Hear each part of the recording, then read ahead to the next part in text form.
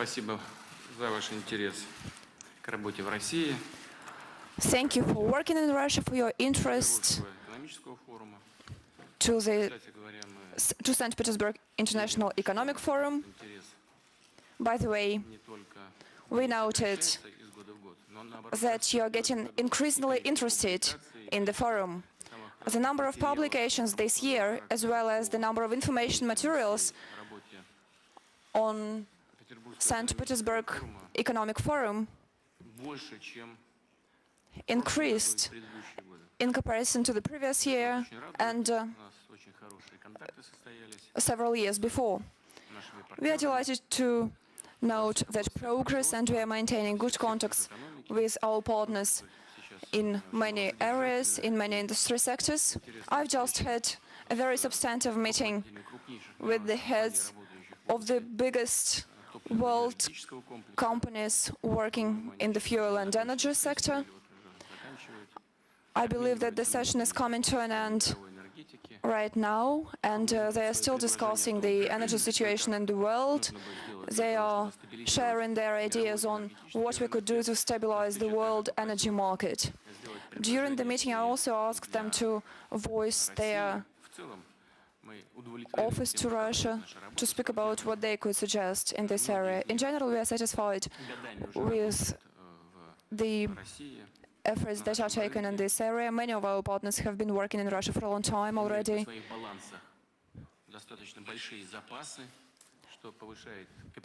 And they have high capitalization, which makes the access to financial markets even easier.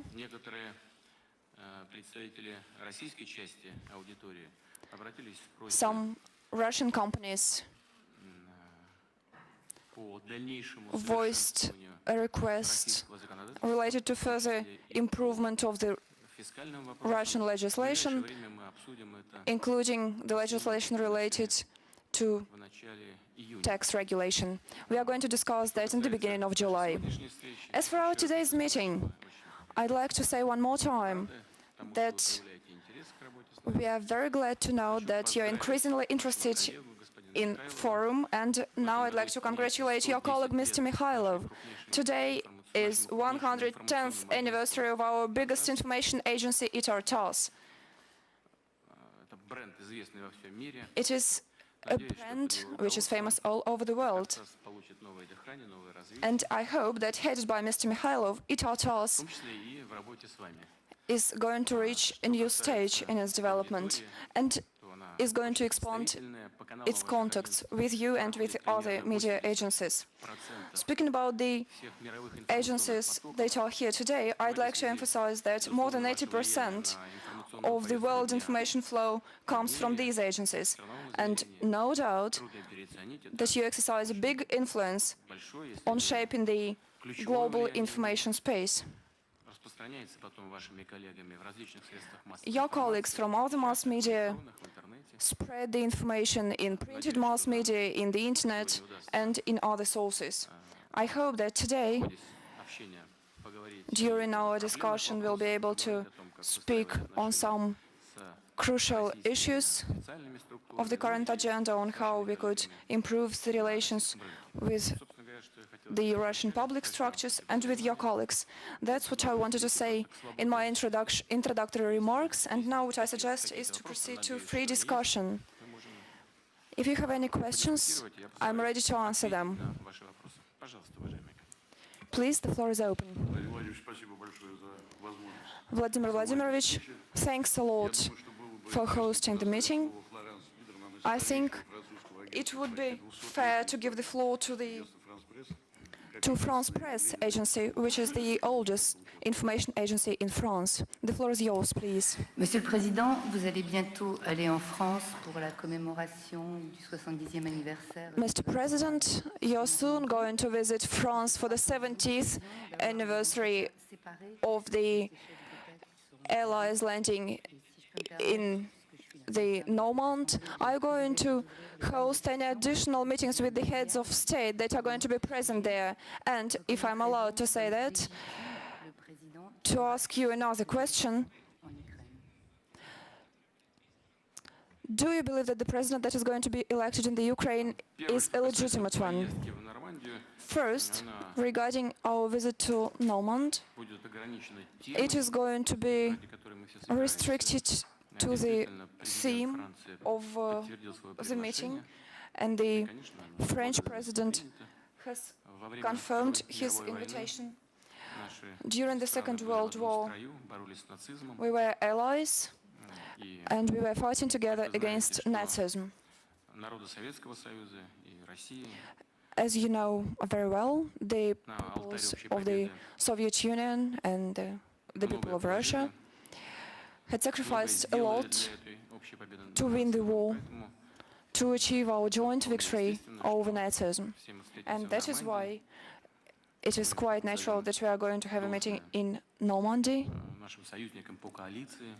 and we are going to pay tribute to our coalition partners, to the British, the American, the French. We remember the contribution the French had made to the resistance, and through their direct participation in the war, including the Normandy Neman. And speaking about the meetings that could be held in that regard, as far as I understand, the French president wanted to have an additional meeting to be able to discuss the bilateral issues and issues related to the international agenda. Of course, I am open to any negotiations, and if the schedule of the French president allows that, I'll be delighted to meet him and to discuss the issues of mutual interest.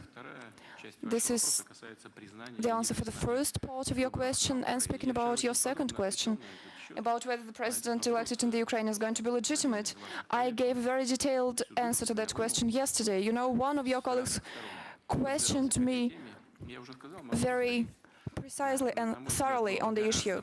I said everything yesterday, but I can repeat that, in my view, it would be much more logical first to deliver on the agreements that were reached on February 21 of the year between the president and the opposition. And I suppose that we should not doubt the very legitimacy from the future, the very legitimacy of the future government of the Ukraine from the very beginning. But an obvious fact is that it is illegitimate to hold presidential elections when there is an acting president of the Ukraine. And it is enshrined in the constitution of the Ukraine. I suppose that first they would have to hold a referendum and then probably to adopt another constitution or another basic government act. But at the moment, the government of the Ukraine, the people who are in power in the Ukraine at the moment, they want to hold the elections first and to implement changes. What changes they are going to implement is an open question, because it is always a subject to discussion, and it should be discussed and talked about in the society. What I'm thinking about is that people who are now in power in Kiev and the main candidates for the position of the president are different people.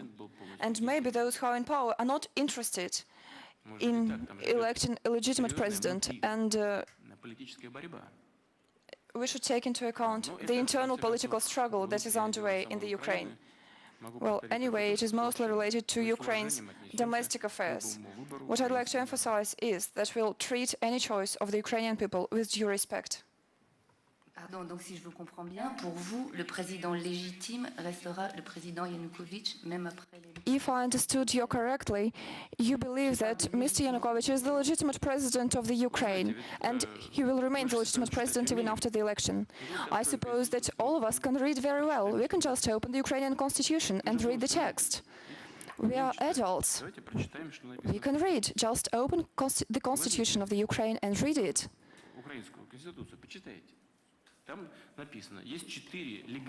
In the constitution, there are 4 legal ways enshrined including death, the incapacity to fulfill the presidential obligation, the impeachment procedure, enshrined in the Constitution as well, and personal resignment. These are 4 ways when the president stops being legitimate in his office. I suppose that we should either stick to constitutional norms or say that they are not important at all. But my position is that first we have to address this issue. But given that people who are in power in Kiev today decided to take a different course of action, let it be their way. But we believe that we have to create the favorable conditions for stabilizing the situation, because at the moment what they do means that they are going to adopt a new constitution, and then maybe the president that is going to be elected now will be just a transitional figure. Or, on the opposite, the president might be trying to concentrate all the resources. I suppose that both scenarios could lead to aggravation of the political struggle within the country. As I've already said, we are going to treat the choice of the Ukrainian people with due respect, and we are going to work with the authorities that are going to be shaped based on the elections. Now I'd like to give the floor to our colleagues from Xinhua. It means New China in Russian. Excuse me, are you satisfied with the answer I gave? Yes, I am. Thank you. 谢谢总统先生。正如您昨天讲的，您同习近平主席 First, 上海会晤以及联合声明的发表和一系列重要协议的签署， my 标志着中俄。 congratulations on the very successful negotiations with Xi Jinping. 您认为中俄两国能怎么更好 The joint statement that was adopted says that you've reached a new level in our relations.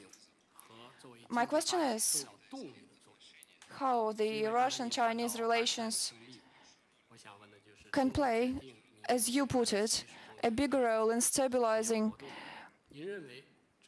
the relations and the development of both countries.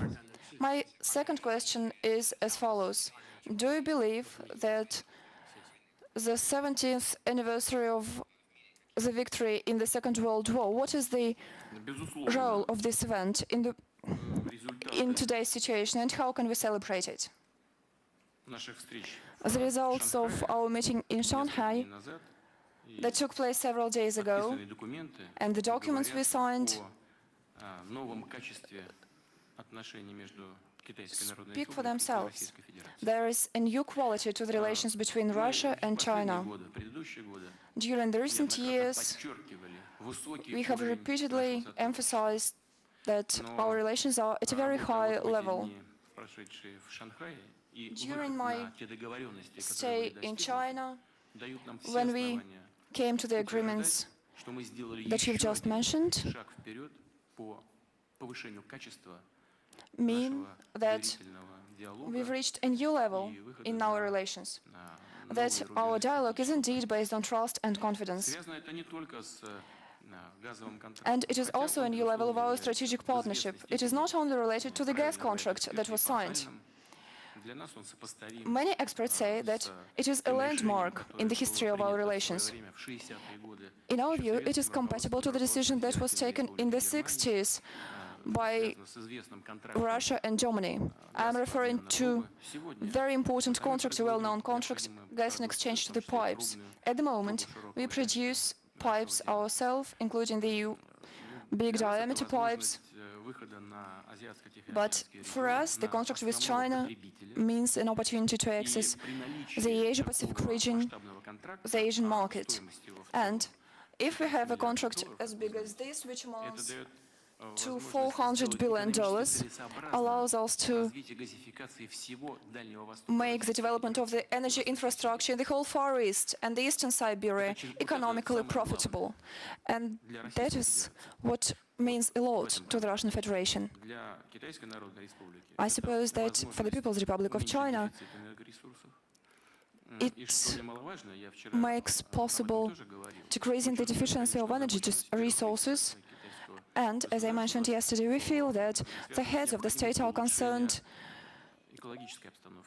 with the environmental situation in big cities. As we all know, natural gas is the most environment-friendly energy source. And we do hope that our cooperation will help to protect the environment in the big Chinese cities. However, our next step could be signing a similar agreement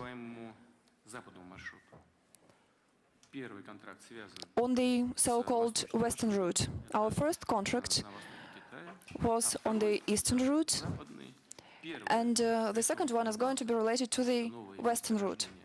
First, we are going to use the formations Kavikta and Chenda, where there is 3 trillion cubic meters of gas that could be recovered, and I suppose that they are sufficient for 30 years, and in our assessments, even to 50 years. And speaking about the Western route, we are going to use the resources from other formations. We are going to use the Western Siberia resources for that. The second project is going to be cheaper. And given that the pricing issues and the aspects related to targeting the projects on both sides are going to be functioning very well already, the second project, if it is supported by both Russia and China, is going to be implemented even faster than the Eastern one. But of course it depends on the author's will, on China's needs regarding the development of the infrastructure.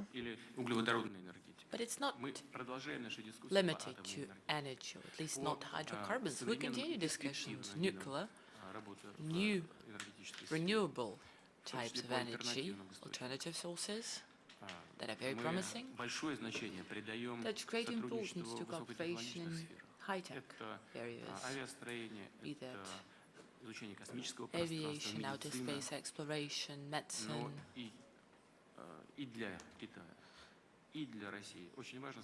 Both for China and Russia, monetary, financial, currency cooperation are very important. Both Russia and China hold huge golden currency reserves, as we all know.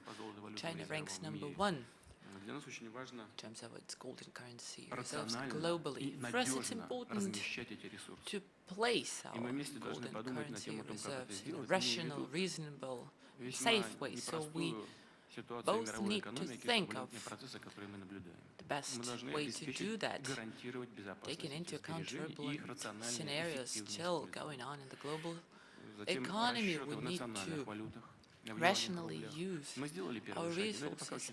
Then settlement in national currencies, rubles and Chinese currency. First steps have been done. We'll continue working in the direction we spoke about, boosting cooperation in many sectors: agriculture, general commercial cooperation, regional partnership. We've advanced significantly along all of these lines. I'd like to highlight the personal engagement of Chairman Xi Jinping.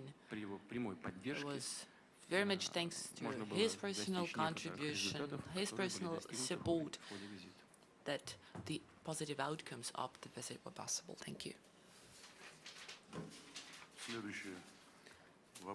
Next. DPA agency from Germany. 95% of news goes through this news agency. 100% is more like it, and we're very proud of it. I'll try to speak Russian. I appreciate the opportunity to take part in the meeting in the West, in Germany in particular. Many have questions about the policy and reliability of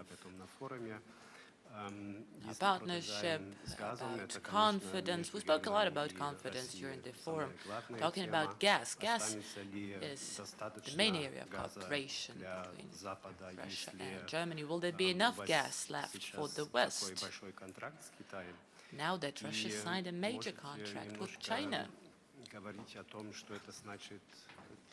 could you elaborate on what that might mean for other projects, South Stream, other lines of North Stream, etc.? Will they still be relevant, or are they no longer on top of the agenda? And my second question is, we spoke about Ukraine already.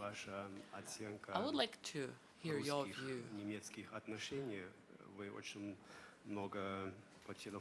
on Russian-German relations in that respect. You often talk on the phone with Chancellor Merkel. How would you characterize the behavior of the German government in relation to the Ukrainian conflict? Let me start with the economy. When it comes to cooperation with Chinese friends and partners, European friends and partners, Germany in particular, after the contract with Chinese Republic is fulfilled, it's going to become an equal consumer of Russian gas, equal in volume to Germany. So we're talking about similar volumes. Germany uses about 40 billion cubic meters of our gas per annum, so will China eventually? In case the second project is implemented, the one I referred to just now, the Western route, China will become a strong leader. So the Eastern corridor, the Eastern route, like I said, I want to make it very clear to everyone. It has nothing to do at all with Russian gas supplies to Europe. We're talking about new gas fields that are located in the south of Yakutia and in Irkutsk region. So far, they have not been used at all. So we'll have to equip them, we'll have to drill, we'll have to build pipelines, all infrastructure, supply power, build roads. It's a major project. Like I said, it's going to be the largest construction project in the world, with a total investment amounting to about $55 billion only from Russia, while Chinese partners will have to invest about 20 billion. So this has nothing to do with Europe whatsoever.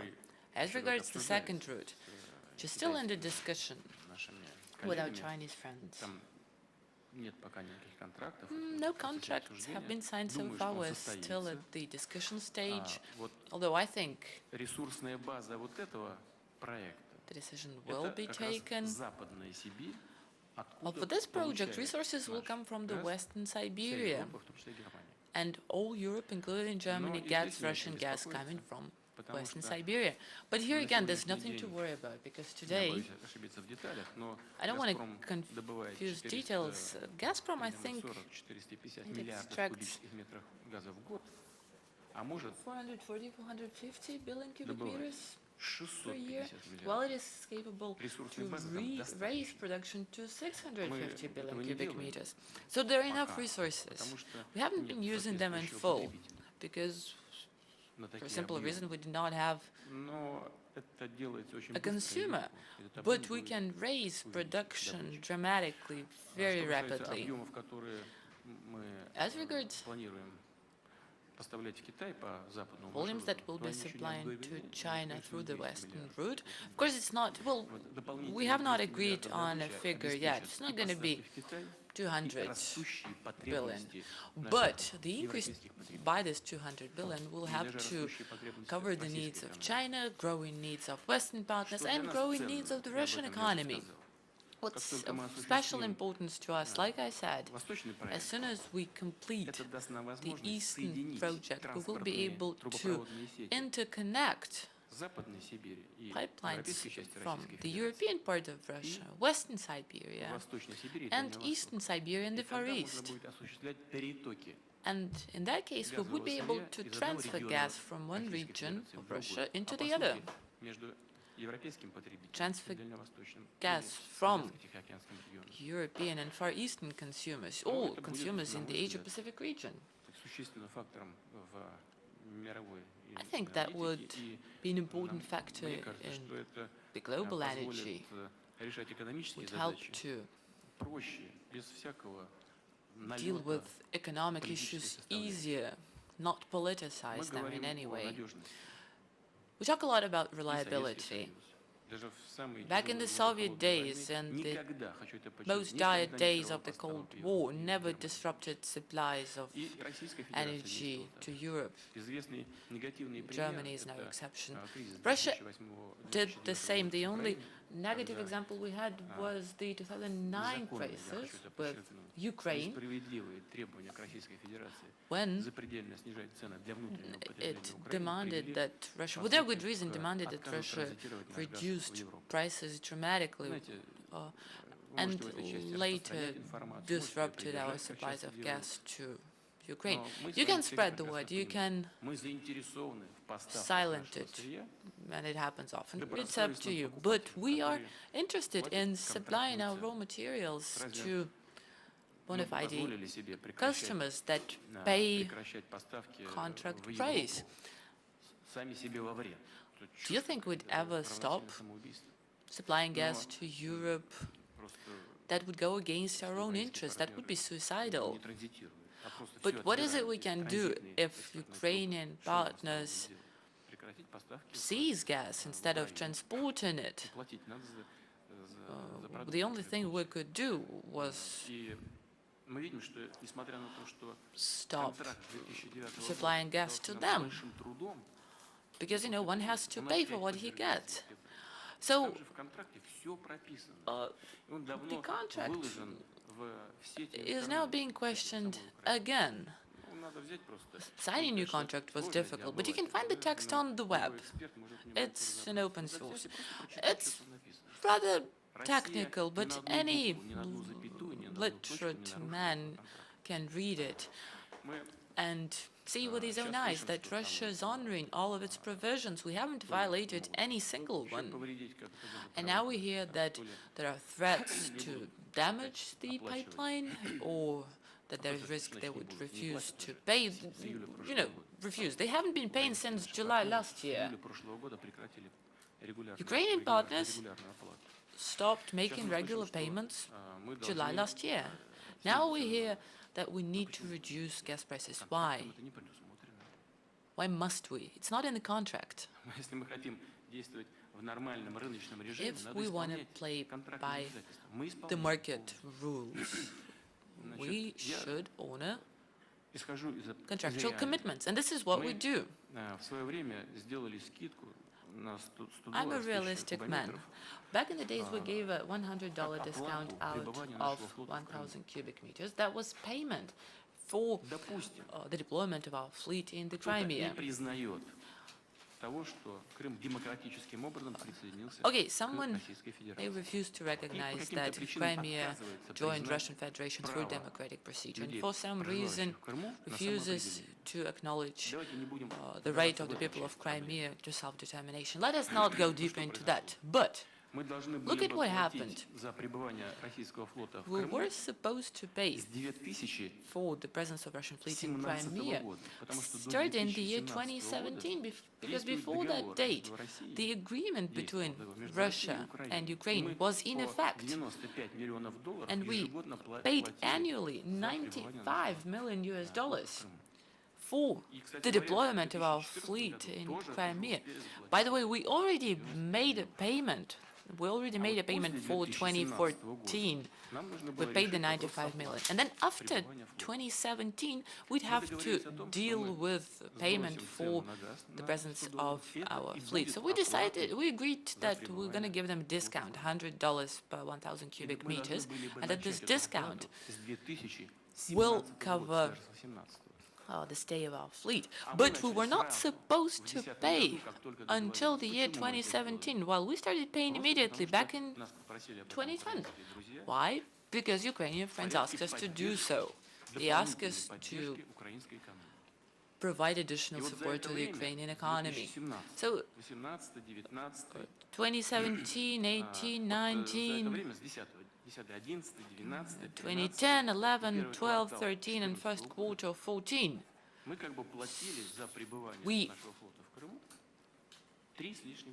for 3.5 years, almost, we paid for the deployment of our fleet in the Crimea, while according to the agreements that were made, we were supposed to start paying in 2017, which means we already paid for the year 17, 18, 19, and the first quarter of 21st.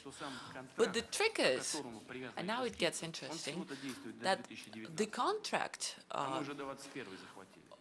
only is effective until 2019, while we have paid in advance for until 2021.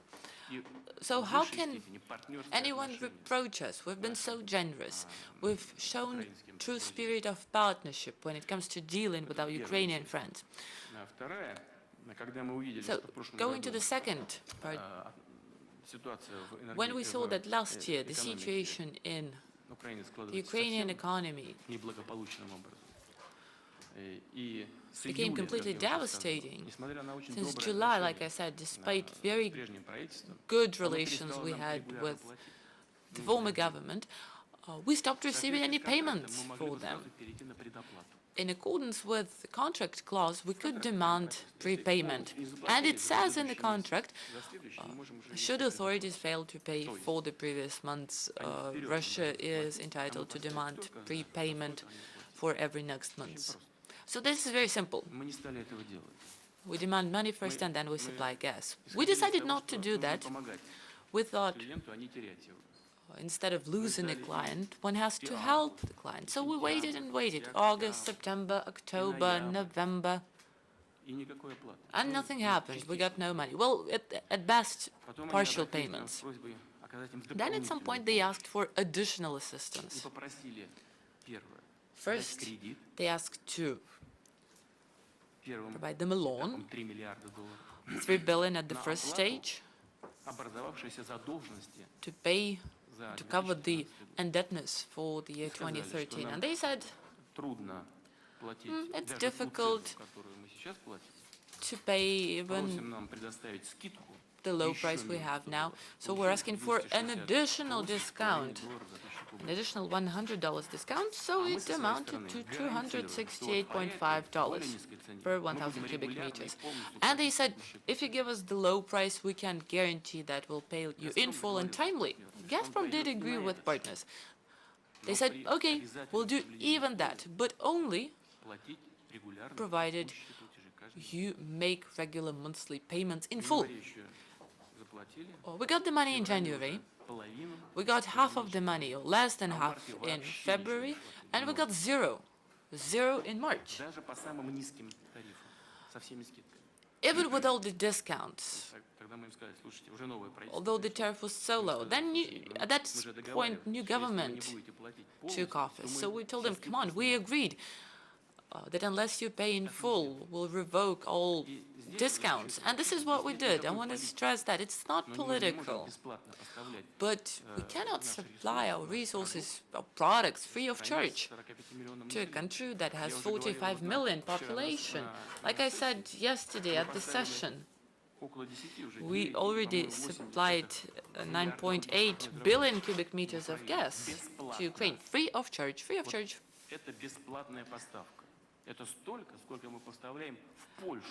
It's the amount we supply to Poland in 12 months. This is unprecedented. Today our partners tell us, we will not pay until you give us the discount back. Well, first, they don't have the right to demand a discount. The contract that is still in effect does not provide for any discounts. And secondly, we had an agreement.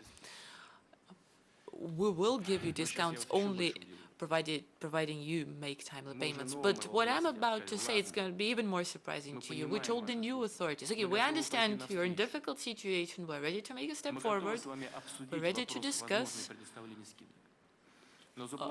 discounts, but at least you need to pay off the accumulated debt over the period while the discounts were still in effect, up to April 1st this year. You're asking for a low price. Pay us at least the accumulated debt over the period while you had all the discounts. Nope. They refuse to do that. Come on, there's a limit. There's a limit to everything.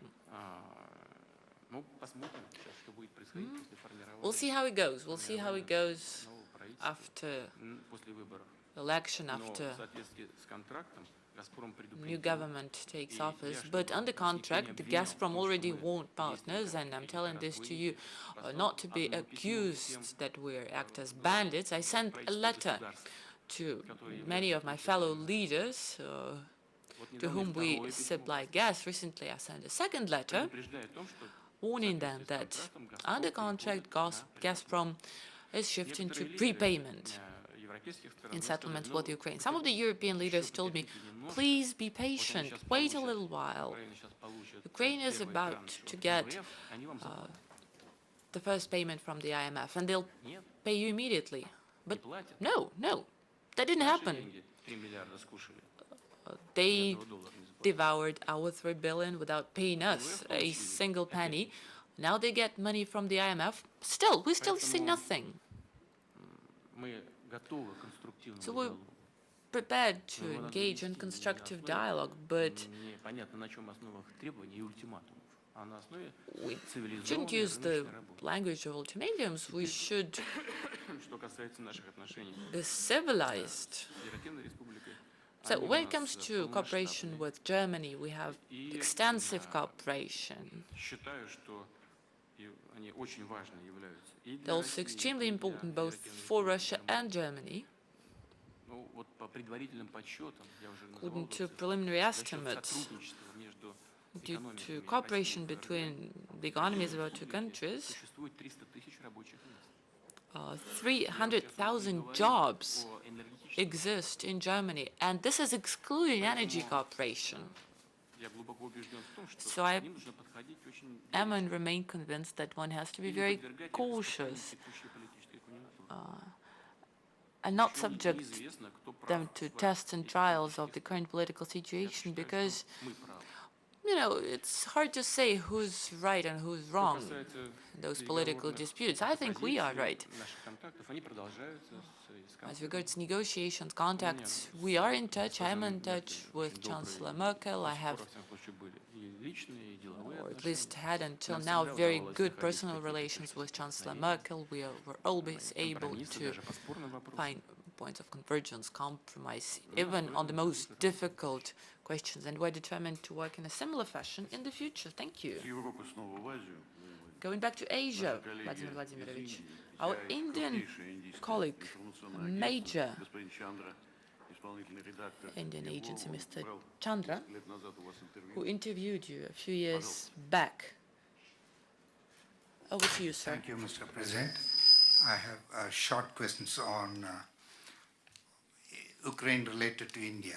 The Indian government did not support the sanctions and other measures that the Western governments took. What is your reaction to that? Number two, we have a new government elected in India, and Mr. Narendra Modi was tweeted about Russia. Russia was about his message that he got from you, and he tweeted about it. You were the first country he mentioned. So the Western countries had, US and the Western countries had some reservations about dealing with him. Now they are easing. What is your reaction on that? And number three, on Kudankulam nuclear power project, has all the issues been resolved on 3 and 4 units? The nuclear liability clause, has it been resolved with India? Thank you.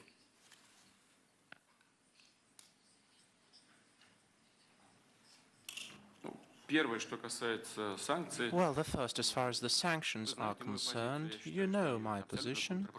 I believe that the sanctions are counterproductive and are not based on any fair treatment of the existing problems. They are dictated with the desire to impose such a development of international relations on Russia which does not correspond to the international law or to mutual interests or to Russian interests. And some events that took place in Ukraine are threatening our interests. First of all, security interests. I mean the prospects of Ukraine accessing the NATO,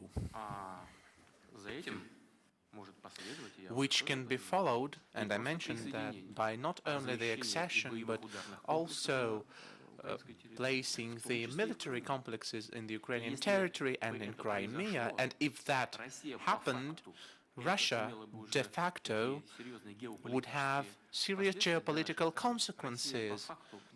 De facto, it would be squeezed out from the Black Sea region, from the region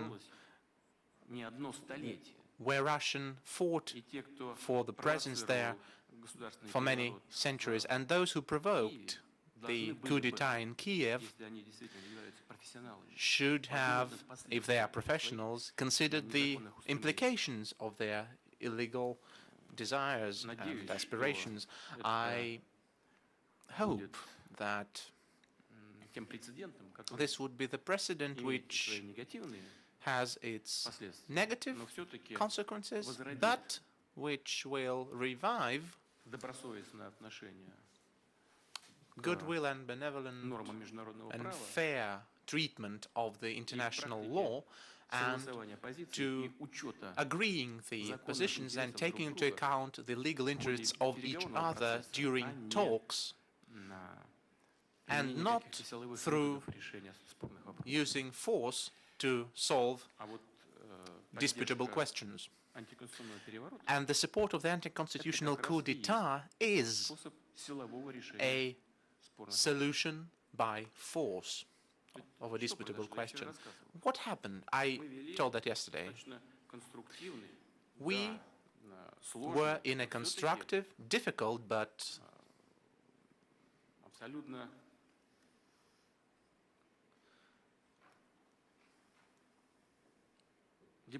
absolutely diplomatic dialogue, discussion. We did convince our European partners as well that the form of this association treaty between Ukraine and the EU was not too good for us in the economic plane. We tried to convince Ukraine and Europe,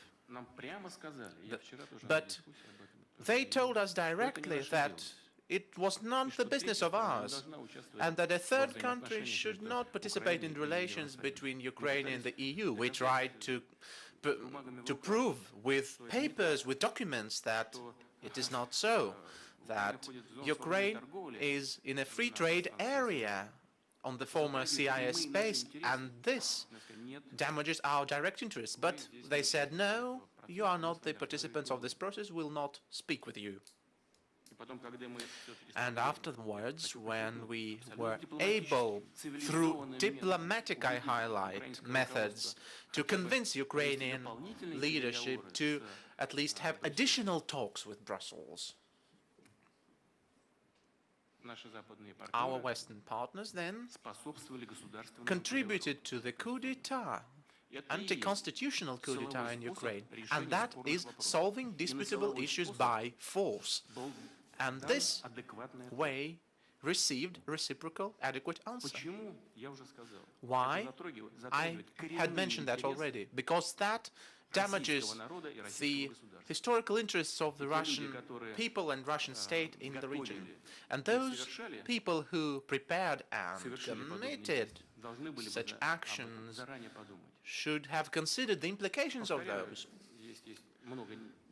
I repeat, there are many negative things in this situation, but I believe that it will serve as a warning and will prevent more serious conflicts and incidents to happen. As far as the position of India is concerned, we are grateful to the Indian leaders and the Indian people for their well-considered position, for the fact that the Indian leaders treated the problem by considering all the components, the historical and political situation, and was driven by this deep analysis, including the understanding of the great importance of Russian-Indian relations. We are grateful to them for that, and on my part, I had told this to the previous Prime Minister, and then I confirmed that, reiterated that with my phone conversation with the newly elected leader. We are going to fulfill all the arrangements and achieved in economy, in humanitarian cooperation, and of course in military technical cooperation as well. We have a lot of cooperation on many areas, and yesterday the representatives of the Indian business told us that the turnover with India is still quite modest, rather modest, and we'll have to develop that and expand it, but the prospects are huge, and we'll do everything to fully use this potential. Thank you. The next participant of our meeting is well known to you, Mr. Vladimir, Dylan Danishevsky, Associated Press, the US, and the Associated Press agency celebrates its 170th anniversary in 2 years, and 35 years John was working for that. You're welcome, John. The floor is yours. Greetings, Mr. President. It has been more than 2 decades since the end of the Soviet Union, and during that time, many roots and shoots of cooperation and context have grown between Russia and the United States. Russians are living and doing business in American law firms, banks, and oil companies are active here. The world has changed. But now we have this breach over Ukraine. Where do you think we're going? Is it the beginning of a new Cold War? Is that something that needs to be avoided now?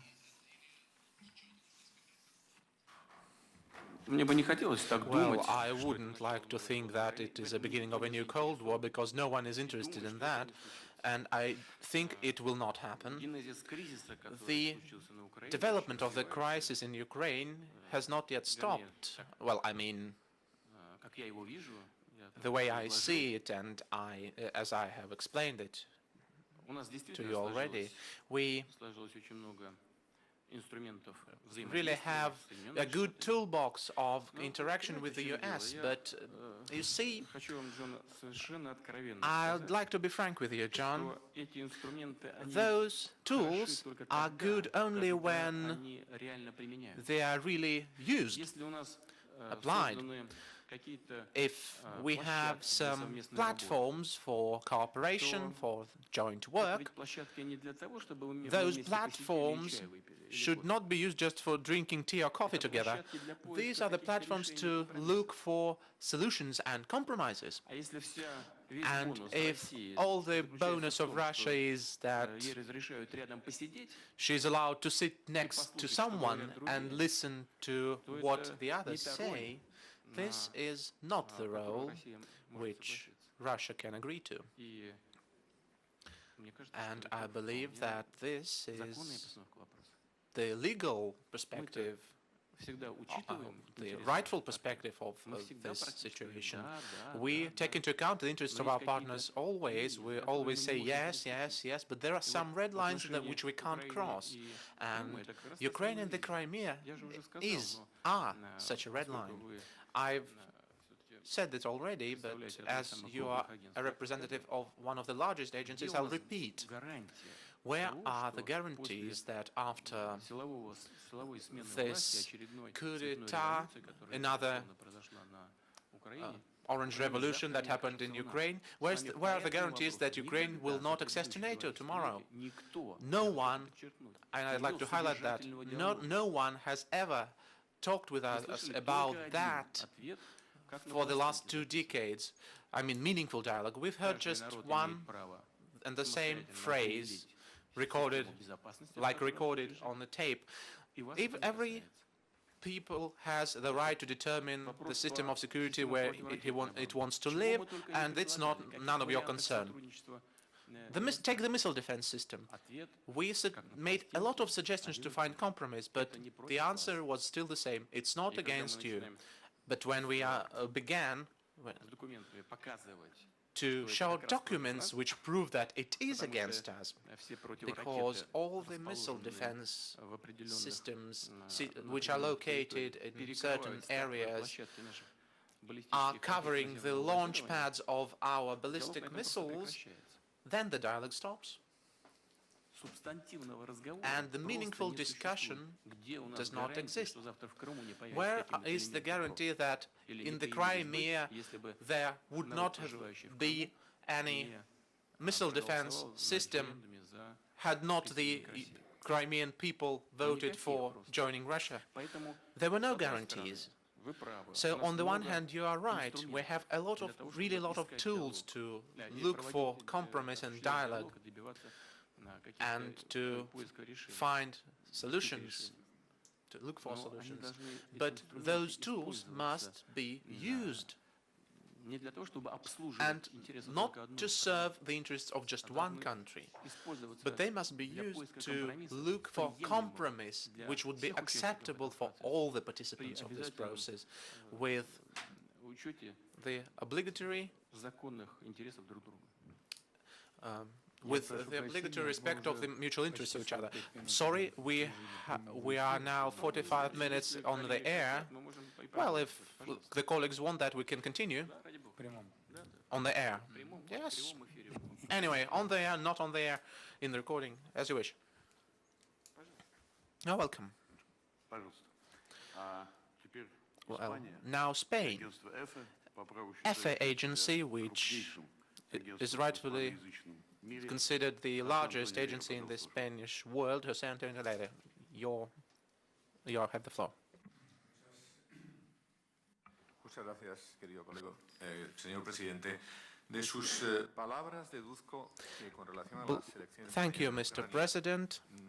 Entiende que no van a resolver demasiado la situación, es decir, que no tiene muchas esperanzas en que esto pueda servir para resolver la situación. I believe that your countries will hardly rightfully solve the situation if we take into account the elections that will happen tomorrow. Those elections might cause new concerns in the West or some outbreaks in the east of Ukraine. What do you think? Can Russia face isolation, international isolation in this regard? And what do you personally feel? Can there be any isolation of Russia in regard with the elections? Can some political measures be taken against you? Is that possible? Well, in my action, I am guided only by the interests of the people of the Russian state. That's it. And the Russian people's interests demanded a reciprocal, adequate answer to the rude, forceful actions against the Russian interests. And our partners should have taken this into account in advance. As far as the isolation is concerned, well, first, we believe that we are right in this dispute. And legally, that is legally and honestly, I have explained my position and I have given references to the Kosovo president. As you well know, in Kosovo, the question of state independence was solved by the parliament of that territory. And in Crimea, the decision to announce the independence of state was based on the all-people referendum, which gave a question whether people want to remain in Ukraine or join Russia. And after an overwhelming majority, more than 90% of citizens living in the territory expressed their views on the referendum and said that they wanted to join the Russian Federation, only afterwards the Parliament of Crimea has decided to declare independence. I'm drawing your attention to the fact that the Crimean parliament, which took the decision, was formed on the basis of the Ukrainian law. It was absolutely legitimate. And it was formed before all the crises and coup d'etat in Ukraine. So the MPs and the parliament was formed, elected before that. It's a legitimate body and it had full legitimacy in taking such decisions. Of course, we could ignore all that and we could pretend that someone does not understand something or does not notice something, but the law and the right actually is on our side, and no one would convince me that even on the basis of our legal interests and rights and guided by the international law, we should change our position on this matter. That's the first remark. Second, I believe that the isolation of such a country as Russia is immaterial. It's impossible. And I believe you can analyze who and how treats the situation and who and how treats Russia in modern conditions. Yes, we do have great interest and turnover with the EU, with the US. Well, it's a bit smaller in the US, about $27 billion. But I believe that we could deal a lot of damage to each other. And when there's a difficult situation in the world economy, who needs this damage? You know, now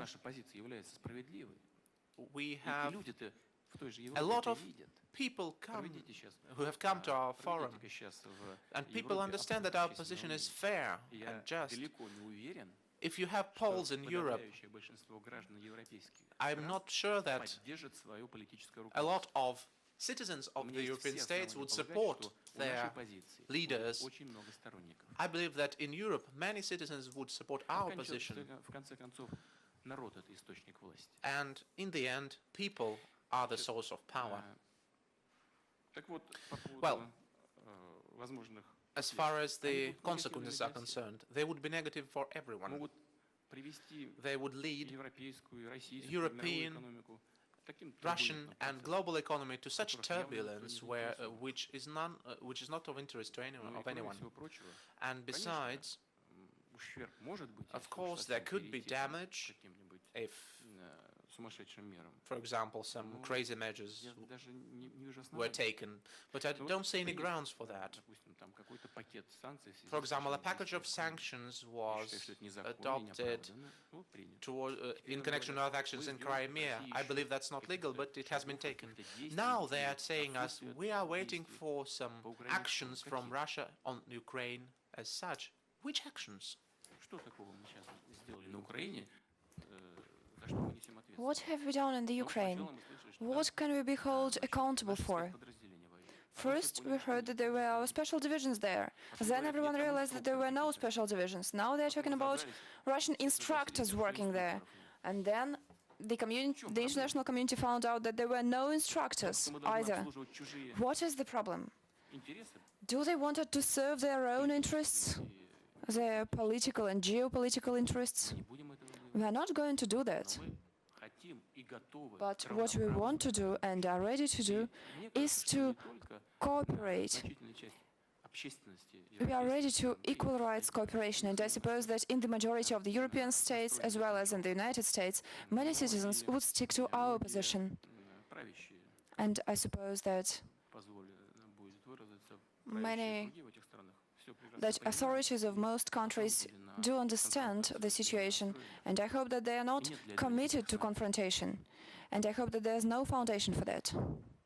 We realize the projects that we don't with other countries. For example, the development of medium and small businesses is a very crucial issue for us, and Italians are leading in this area in Europe and in the world in general. And I suppose that Italy's contribution into this area in Russia is very high. And of course, we are going to support this area of our cooperation, as well as the other aspects, including energy. Ulf asked about the infrastructure projects, including the Nord Stream, the South Stream. Italy is participating in those projects together with Germany and France. Italy is participating in South Stream.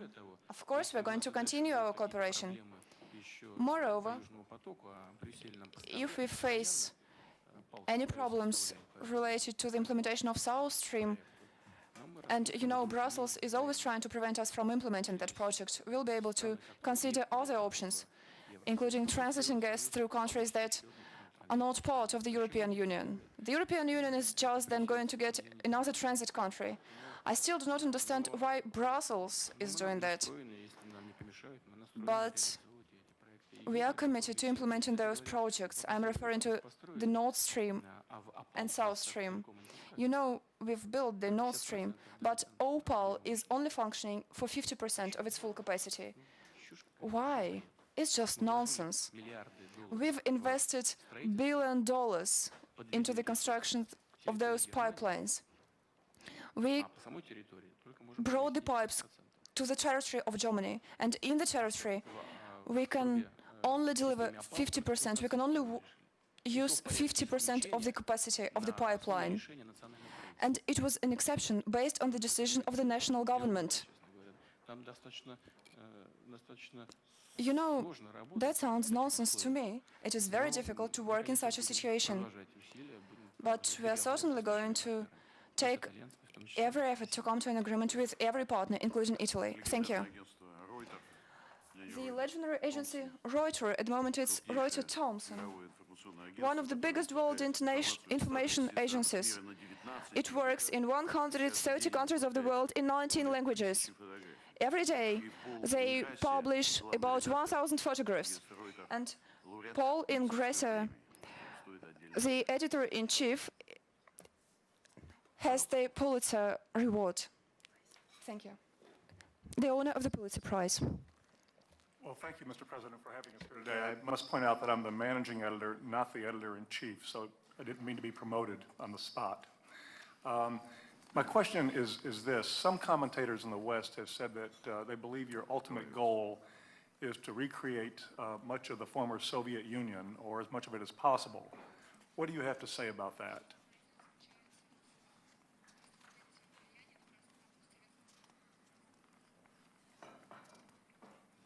Вы так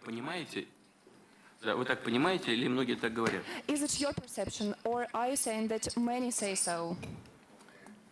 This has been commented fairly widely, not by a majority of commentators, but by some important commentators in the West. In any event, I would just like your thoughts on the issue.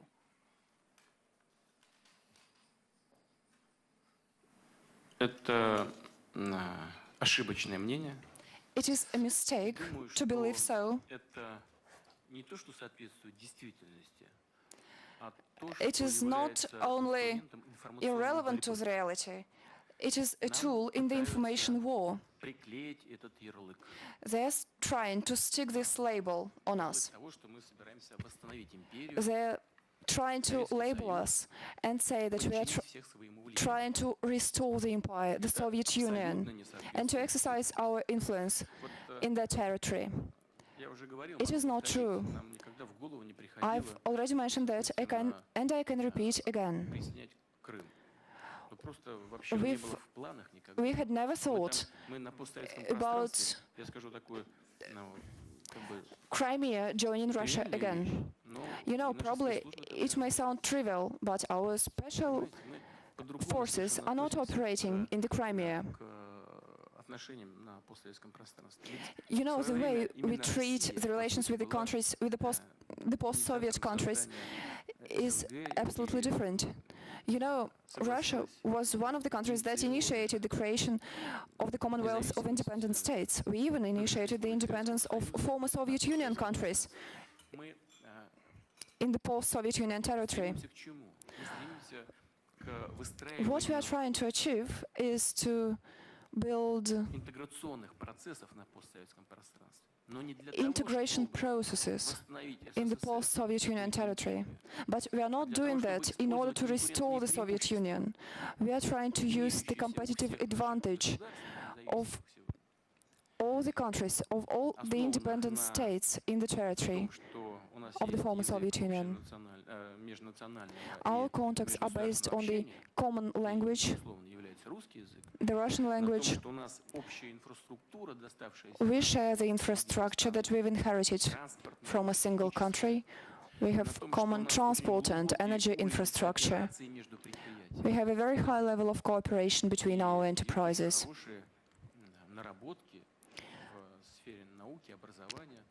And we've achieved a lot in the area of science and education, and we could use all that in order to be successful in the world markets and to increase the welfare of our citizens. I'd like to draw your attention to this fact.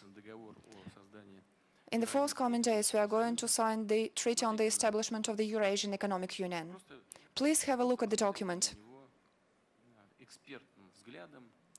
Just have a look at the document as experts. Try to be unbiased. Try to analyze the text of the document. Try to analyze what there is in the document, what could be aimed at restoring the empire. Nothing. All the provisions in the treaty are only aimed at strengthening the cooperation in economy. What we are trying to do is to profit from the heritage of the previous generations in order to be more competitive and more successful in addressing the crucial issues. And of course we are going to continue to do that. And the fact that the Brussels democracy is unwilling to maintain the relations with the Eurasian Economic Union and with the Customs Union is astonishing. I suppose I'm not going to reveal any secret if I say that the leaders in Brussels are always trying to refer some procedural documents and explain that they're not going to negotiate with the Eurasian Economic Union or the Customs Union because the Belarus and Kazakhstan are not yet members to the WTO. But they may always keep them beyond the WTO. I suppose they even do that deliberately. My perception is that in Brussels, in the European Commission, they probably believe that these integration processes could threat their own competitiveness. But I suppose it is a mistake. Their approach should be based not on potential threats, but on the advantages. I suppose that there are some obvious advantages that could be in the cooperation between the Eurasian Economic Union and the European Union. Let me explain why. I suppose that there are more advantages than threats here. Eurasian Economic Union is based on the WTO principles. And it will just make the work of our European countries with Belarus and Kazakhstan even easier, and they will have access to the market that is more than 170 billion people.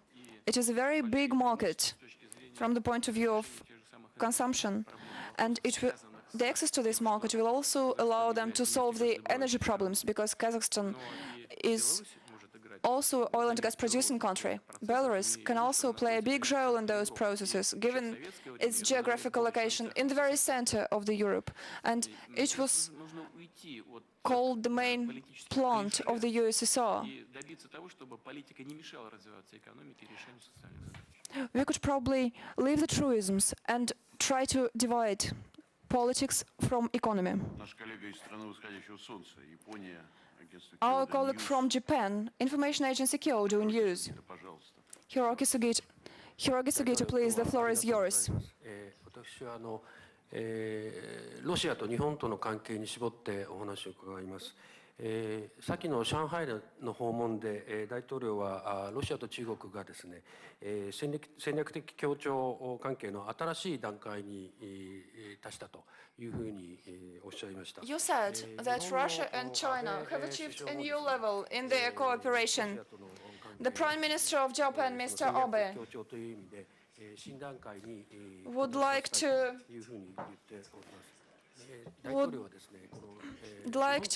achieve a new level of strategic partnership with Russia as well.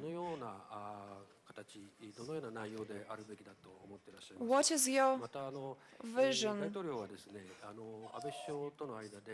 of your possible strategic partnership with Japan? I heard that the president was going to visit Japan in the near future. However, I do not think that something is going to change after the visit, but what do you think could be discussed during the visit? And also, I'd like to raise the issue of the 4 northern islands. You mentioned that you'd like to use the hikiwake tool so that no one was the winner or the loser in that situation. So could you please comment on the hikiwake? Значит, мы уже говорили, и я, и председатель КНДР Си Цзиньпинь, мы не дружим между собой против кого-то. Chairman Xi Jinping, we're not friends against somebody. We have bilateral relations with China, with Japan. China has bilateral relations with Japan. Your Chinese colleague, by the way, said that we need to remember that it's been 70 years since the World War II ended. It's an important anniversary for all countries that were involved in the tragic events. So we need to look back and cast an objective look at the tragedy. But we're past that. Today we need to move forward. We need to leave past behind. And I would think that it would be counterproductive to say that our relations with any one country should undermine cooperation with any third country. We have no reasons to limit cooperation with Japan, and I can assure you, China is building bilateral cooperation with Japan, although there are some complications, but neither us nor Chinese would ever condition development of our bilateral agenda on relations with third countries. This never happened and never will. We cooperate as partners. We don't create blocks. All we do is raise our bilateral cooperation to new higher levels. And this is only natural because we supplement each other.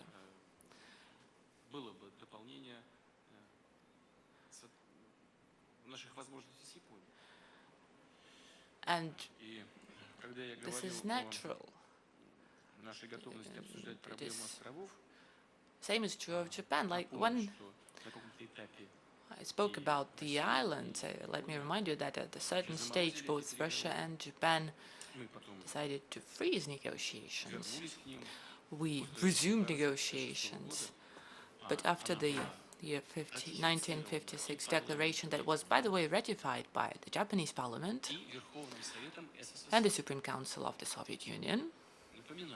So let me remind you that the declaration states in Article 9, if I'm not mistaken, that the Soviet Union is ready to consider handing 2 islands over to Japan does not mention terms and conditions, does not mention sovereignty. Which country is going to hold sovereignty over the 2 islands? But it does mention this transfer or handing over. But those 2 islands, or the 4 islands, are subject to our negotiations. They are difficult. It's a legacy we got from the past. This issue complicates our relations, and both Japan and Russia sincerely seek solution to the issue. Russia sincerely seeks solution. What would hikiwaki be, the draw be, in this situation? Had I known, we would have signed all papers already. There is no ready-made answer. We will come to a solution, the end of a long process of discussions, but the solution should not undermine interests of either of the parties. It should be an acceptable compromise. That said, neither of the parties should feel it's on the losing side. It's a difficult formula, but if we keep thinking about that, if we keep making small steps towards each other, impossible is nothing. Are we ready to negotiate? Yes, we are. We were surprised to hear recently that Japan decided to join some sanctions. What does that have to do with Japan? I have no clue. And it's suspending negotiations. So we stand ready. Whether Japan is ready, I don't really know. I would ask that question to you. Our Canadian colleagues, Canadian press, Mr. Cook. The agency was founded in 1917, a memorable year for Russia. Mr. President, it's a privilege to be here today. I wonder if I could turn your attention to the Arctic for a moment. I think we know that the Arctic may contain perhaps a quarter of the world's undiscovered energy resources, so it's obviously a potential source of significant wealth and probably of strategic military importance as well. Canada's government is laying claim to the North Pole, and our Prime Minister has ordered his own government to craft an international claim for the riches of the ocean floor at the North Pole. Russia, too, has made claims of its own regarding sovereignty of the Arctic seabed, and I believe Russia has even planted a titanium flag on the floor of the ocean. Something that I think prompted fairly strong reaction from other nations. But I'd be very interested to hear your view of Canada's sovereignty claims in the Arctic North. And just one other question, if I may. Our government has also been very critical of you and Russia in its handling of the situation in Crimea.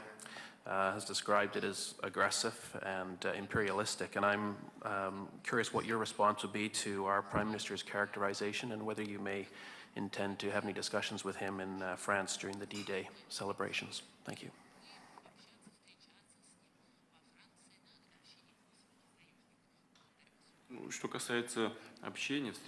Well, as regards the meeting, unless anything changes, unless President Holland makes any change, I will come. And I'm not going to be avoiding any of my colleagues, and I would be happy to speak to any Prime Minister of Canada. Is no exception. Sometimes, to be very frank, I'm puzzled and surprised. Take Canadian government criticizing action of Russia. Look where Canada is and where Russia and Ukraine are. I understand. Some people think globally. But in my view, even the US are sort of distant, geographically speaking, from Ukraine.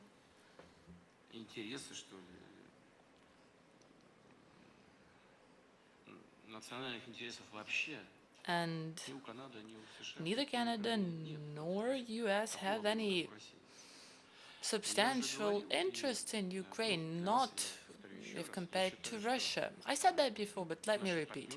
I believe that our partners, the United States, European countries,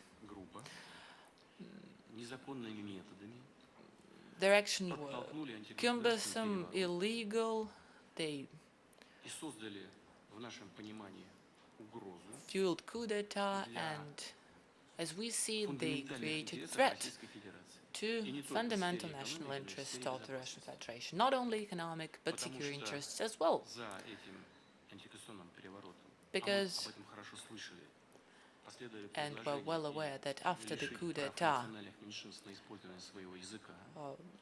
suggestions were made to ban languages of national minorities, and then suggestions were made to join NATO. And, logical next step would be deploying of NATO forces and offensive capacities.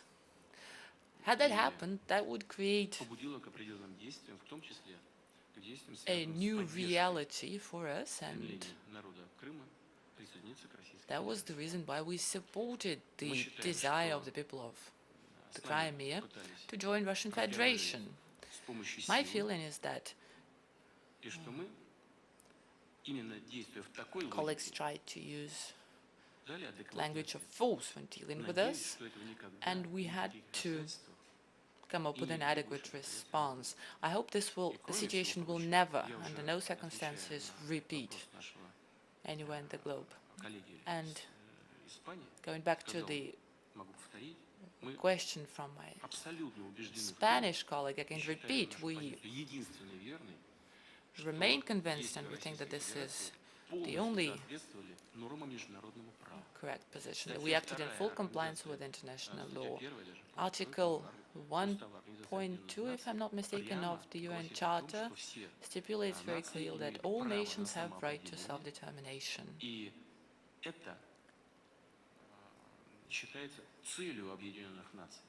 And this is exactly the purpose of the United Nations, to uphold these rights. So we oppose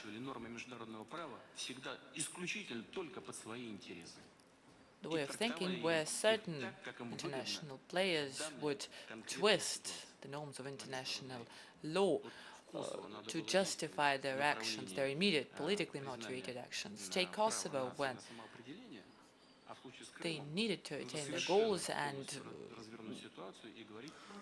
they referred to the right to self-determination, while Crimea is different, and this time they talk about territorial integrity. It is also one of the concepts inscribed in the UN Charter, but let us agree. Do we stick to one principle, or do we use double standards? Let us not call white black and vice versa. What we call upon is restore the leading role of international law when it comes to regulating international affairs globally. As regards the position of Canada, it is nothing new. Not much different from the position of the US administration, so it comes as no surprise to us. We're ready to engage in discussions with Prime Minister in particular. We discussed a wide range of topics with him on many occasions. Should there be a need and desire, we remain open and ready. When it comes to the Arctic, there are certain mechanisms under the umbrella of the United Nations. And just recently, through these legal procedures under international law,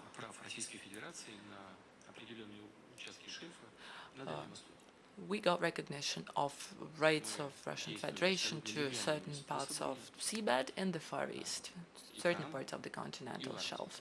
And we use legal mechanisms. We did that in the Far East, we're doing the same in the Arctic, shall do so in the future. If you noticed, we've been negotiating for a long time with Norwegian friends and partners about shelf delimitation in the Barents Sea.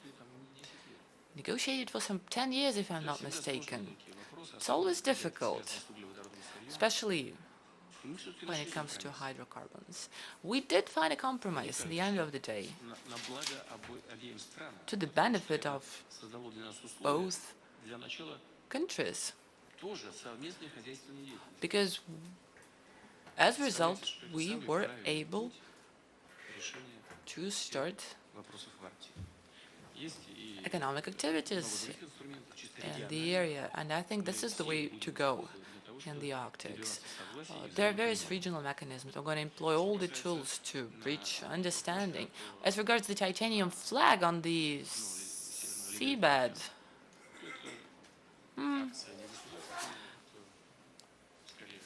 that's not the idea of the authorities. It's rather an emotional reaction. I don't see it's too bad. Back in the days, the Americans landed on the moon and installed their titanium flag there, but we're not saying they're claiming the moon. Thank God we're developing outer space cooperation with the United States. Thank you. One more agency, Press Association, Clive Marshall, over to you. Mr. President, relations between the UK and Russia have sunk to new lows as a result of events in Ukraine. Last week, David Cameron said that Britain needed to prepare for a new and different relationship with Russia. He has supported sanctions, he sent warplanes to the Baltic, and even last week, Prince Charles, the heir to the UK throne, reportedly compared you to Hitler. What are your responses to these comments?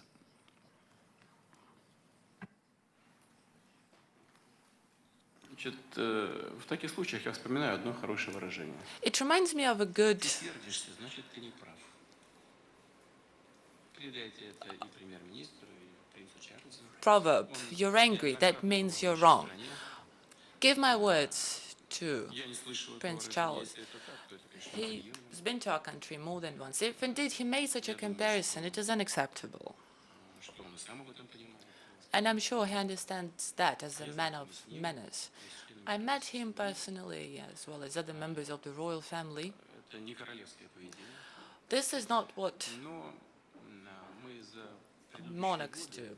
But over the past 2 years, we've seen so much. Nothing surprises me any longer.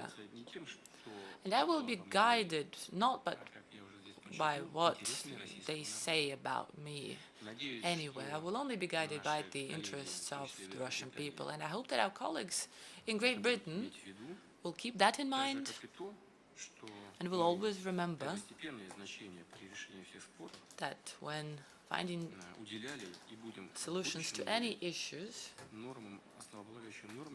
we're always guided by international law and its norms. So only if we interpret them in a similar fashion, only if we respect international law will we be able to find solution to the most difficult issues. And should our British partners be guided by their national interests, like I do, and not by other reasons, I'm sure this will soon become a thing of the past and we'll be able to continue cooperation, good cooperation like back in the days, or maybe even reach some new heights and could start thinking about what is to be done in the future in order to make our cooperation more efficient.